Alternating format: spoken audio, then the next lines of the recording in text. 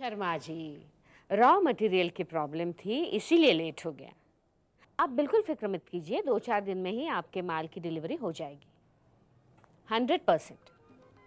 ठीक है, नमस्ते।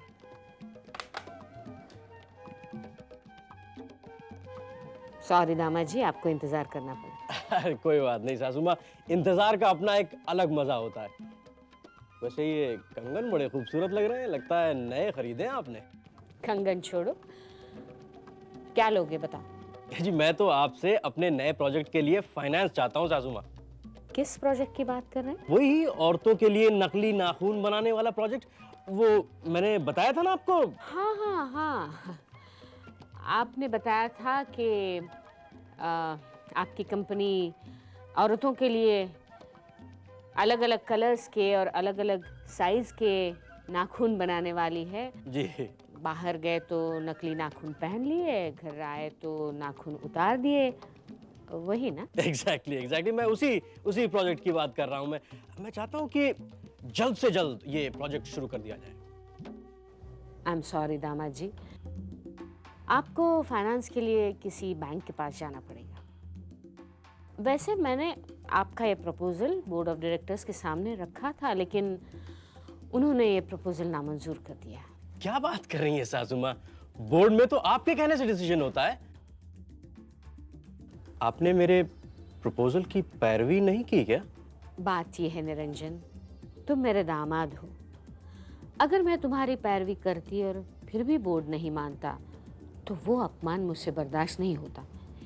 इसलिए आपने मेरे प्रपोजल को ठंडे बस्ते में डाल दिया। मैं मजबूर थी। I am really sorry. तो ठीक है सासू माँ, मैं चलता हूँ। अरे अरे, कुछ ठंडा गरम लेकर तो जाइए। सासू माँ, गरम तो काफी कुछ मिल चुका है और ठंडे की फिलहाल कोई जरूरत नहीं है। चलता हूँ।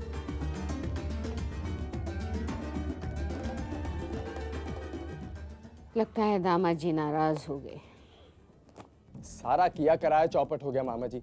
मैंने शिवानी को घर से निकालने के लिए अपने ऊपर नामर्द होने तक का लेबल लगा लिया। रोया गिड़गिड़ाया, ना जाने क्या क्या नाटक किए, लेकिन वो है कि गई नहीं, नागिन की तरह कुंडली मार के घर में ही बैठ गई है। ओफो, इस तरह परेशान होने से क्या होगा भांजे, तुम तो चाय पियो। मामा जी आप भी। भांजे, चाय की तासीर गर्म होती है, चाय पी लोगे तो दिमाग ठंडा हो जाएगा। सुना होगा ना तुमने, गर्मी ही गर्मी को काटती है ऑलरेडी।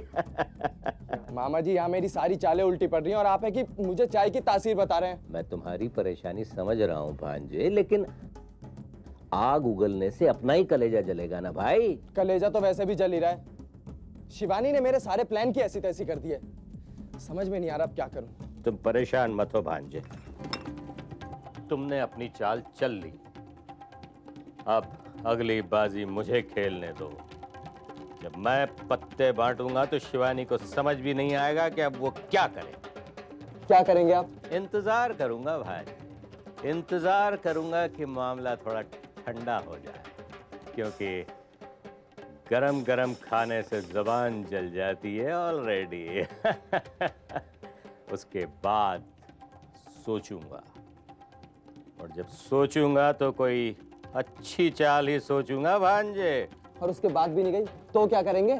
फिर तो वही करेंगे जो मैंने पहले कहा, मामा भांजे दोनों मिलकर कंपनी में 10-20 करोड़ का हाथ मारेंगे और फिर फिलाडेल्फिया या कैलिफोर्निया की फ्लाइट पकड़कर उड़ जाएंगे ऑलरेडी।